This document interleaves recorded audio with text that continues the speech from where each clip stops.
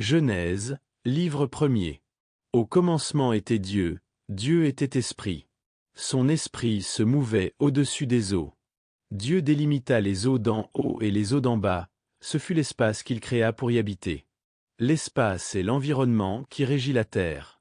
Ainsi on reconnaît l'espace par son atmosphère. L'atmosphère terrestre est divisée en 5 couches principales: la troposphère, la stratosphère, la mésosphère, la thermosphère et l'exosphère. Voilà l'espace de la Terre. Au commencement Dieu créa les cieux et la terre, c'est de cet espace qu'on parle. La terre était informe et vide. La terre n'était ni plate ni ronde. La terre n'était pas encore formée. L'Esprit de Dieu se mouvait au-dessus des eaux. L'Esprit de Dieu prit forme et devint parole. C'est par la parole que Dieu créa le tout en parlant à la première des matières, les eaux. Les eaux existaient au commencement avec Dieu. Les eaux étaient les marchepieds de sa demeure. Il y avait des ténèbres à la surface de l'abîme des eaux. Tout était caché dans les ténèbres. Les ténèbres sont comme les ectoplasmes. Voyez-vous vos ombres? C'est ça un ectoplasme. Nos ombres nous suivent partout où nous allons, et ce, de jour comme de nuit. D'ailleurs, c'est la lumière qui les révèle. Ainsi Dieu marche toujours avec nous, tapi dans les ténèbres du jour comme de la nuit. À l'origine, il est cet ectoplasme qui nous accompagne. Il est l'ombre de notre lumière. Il est comme les ténèbres qui nous pourchassent. Puis Dieu dit, « Que la lumière soit. » Et la lumière fut. Dieu fit la lumière en parlant aux eaux, car les eaux sont le manifeste de son esprit. Son esprit est comme le vent, la parole qui sort de nos bouches. Et les eaux sont la manifestation tangible de cette parole. En outre, les eaux se transforment à sa demande. C'est par cette transformation des eaux, à l'écoute de la parole, que la lumière fut. L'eau est comme la loi. Par Waterloo, j'entends la codification de la loi.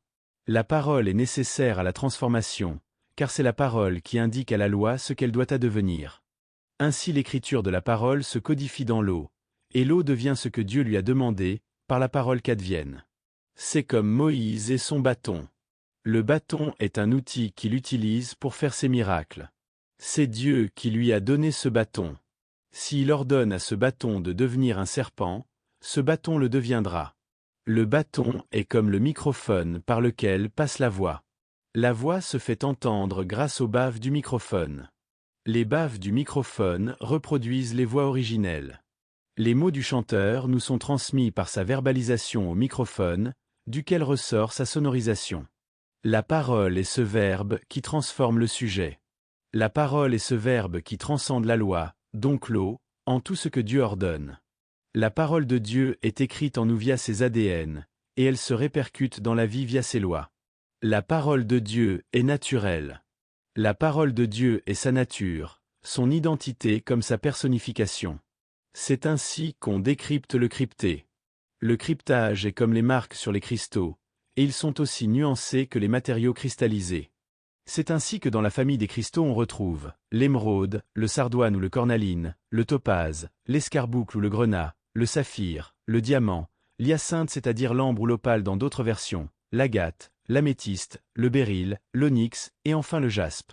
Ces pierres précieuses feront également référence aux 12 tribus de la future Israël.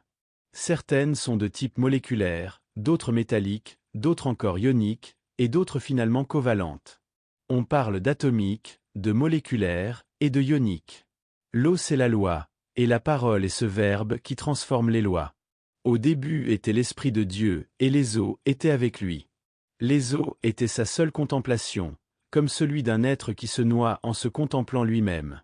Je parle d'inconscience qui devient subconscience, pour finalement devenir conscience. Et c'est dans la conscience que Dieu crée, car c'est dans la conscience qu'il parle. Un être inconscient ou subconscient peut parler, mais il ne dira jamais soit ou ainsi soit-il.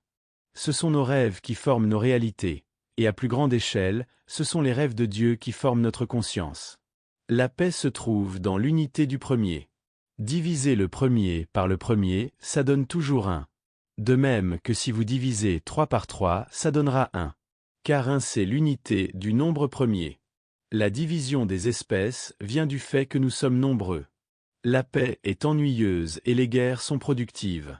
Les nombres sont divisibles et c'est dans la division que nous faisons l'erreur de rechercher la paix. Dieu créa l'homme et son semblable. L'Éternel Dieu dit, « Il n'est pas bon que l'homme soit seul, je lui ferai une aide semblable à lui. » Car c'est pour le cultiver que l'Éternel Dieu prit l'homme, et le plaça dans le jardin d'Éden. Si Adam était resté seul, il n'aurait pas connu d'autres influences que l'influence de Dieu. Mais Adam connut une partenaire de crime, car il faut souvent être deux pour commettre un crime. Dieu se suffit-il à lui-même? C'est vrai comme c'est faux. Dieu créa l'homme à son image, il le créa à l'image de Dieu, il créa l'homme et la femme. Si l'homme est solitaire, alors Dieu l'est aussi. Mais si l'homme a besoin d'une partenaire, alors Dieu ne se suffit pas à lui-même. Car nous sommes à son image, à l'image d'un profil multiple. Et Dieu dit, « Voici, je vous donne toute herbe portant de la semence et qui est à la surface de toute la terre, et tout arbre ayant en lui du fruit d'arbre et portant de la semence, ce sera votre nourriture. Et à tout animal de la terre, à tout oiseau du ciel, et à tout ce qui se meut sur la terre, ayant en soi un souffle de vie, je donne toute herbe verte pour nourriture. » Et cela fut ainsi. Dieu donna également l'autorité à l'homme sur toutes les espèces. L'Éternel Dieu forma de la terre tous les animaux des champs et tous les oiseaux du ciel, et il les fit venir vers l'homme, pour voir comment il les appellerait, et afin que tout être vivant portât le nom que lui donnerait l'homme. Et l'homme donna des noms à tout le bétail, aux oiseaux du ciel et à tous les animaux des champs. Puis Dieu dit, « Faisons l'homme à notre image, selon notre ressemblance, et qu'il domine sur les poissons de la mer, sur les oiseaux du ciel, sur le bétail, sur toute la terre, et sur tous les reptiles qui rampent sur la terre. » Dieu a donné le pouvoir aux hommes, ce qui fait des hommes les maîtres de l'univers. L'air dira-t-elle, « Arrêtez de me polluer. » Que l'homme l'a déjà fait. La mer dira-t-elle, « Arrêtez de me polluer. » Que l'homme l'a déjà fait. Les animaux diront-ils, « Arrêtez de nous manger. » Que les hommes les ont déjà mangés.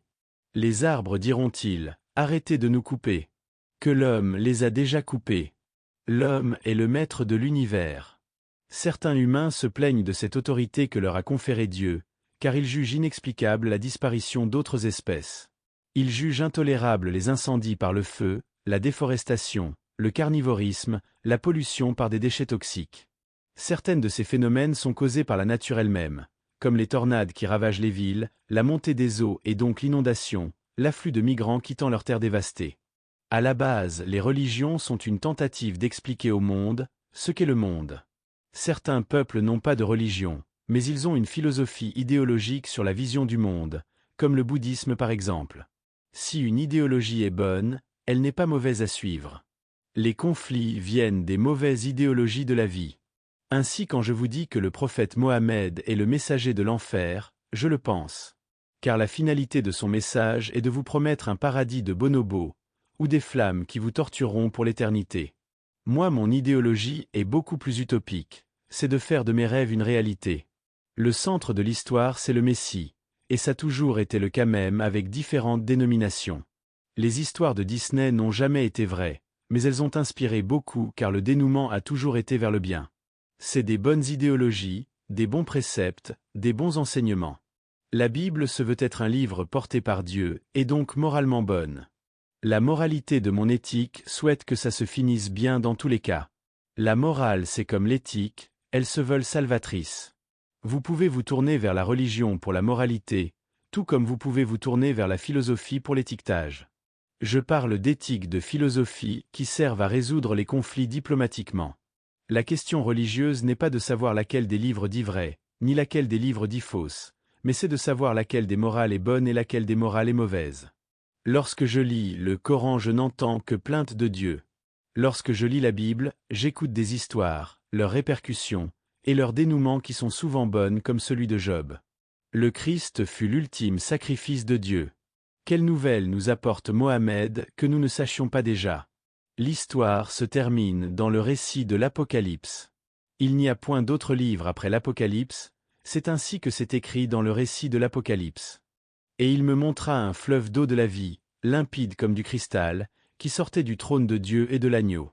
Au milieu de la place de la ville et sur les deux bords du fleuve, il y avait un arbre de vie, produisant 12 fois des fruits, rendant son fruit chaque mois, et dont les feuilles servaient à la guérison des nations. Il n'y aura plus d'anathème. Le trône de Dieu et de l'agneau sera dans la ville. Ses serviteurs le serviront et verront sa face, et son nom sera sur leur front. Il n'y aura plus de nuit, et ils n'auront besoin ni de lampe ni de lumière, parce que le Seigneur Dieu les éclairera. Et ils régneront au siècle des siècles. Et il me dit, ces paroles sont certaines et véritables, et le Seigneur, le Dieu des esprits des prophètes, a envoyé son ange pour montrer à ses serviteurs les choses qui doivent arriver bientôt.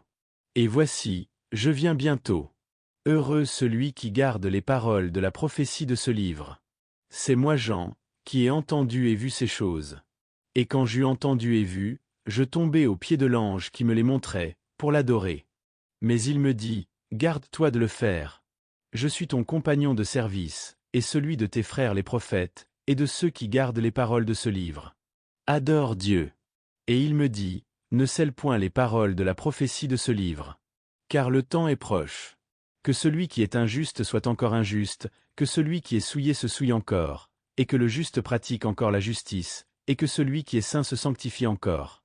Voici, je viens bientôt, et ma rétribution est avec moi, pour rendre à chacun selon ce qu'est son œuvre.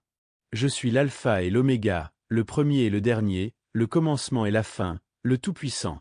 Heureux ceux qui lavent leurs robes, afin d'avoir droit à l'arbre de vie, et d'entrer par les portes dans la ville. Dehors les chiens, les enchanteurs, les impudiques, les meurtriers, les idolâtres, et quiconque aime et pratique le mensonge. Moi, Jésus, j'ai envoyé mon ange pour vous attester ces choses dans les églises. Je suis le rejeton et la postérité de David, l'étoile brillante du matin. Et l'Esprit et l'Épouse disent, viens. Et que celui qui entend dise, viens. Et que celui qui a soif vienne, que celui qui veut, prenne de l'eau de la vie, gratuitement. Je le déclare à quiconque entend les paroles de la prophétie de ce livre. Si quelqu'un y ajoute quelque chose, Dieu le frappera des fléaux décrits dans ce livre. Et si quelqu'un retranche quelque chose des paroles du livre de cette prophétie, Dieu retranchera sa part de l'arbre de la vie et de la ville sainte, décrit dans ce livre. Celui qui atteste ces choses dit, oui, je viens bientôt. Amen. Viens, Seigneur Jésus. Que la grâce du Seigneur Jésus soit avec tous.